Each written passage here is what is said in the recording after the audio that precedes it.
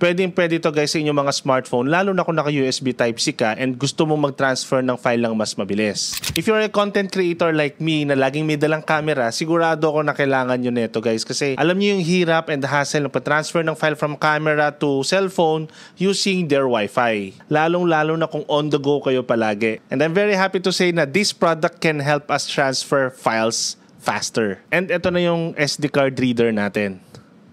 Sobrang liit lang niya guys, para lang siyang mini flash drive, no?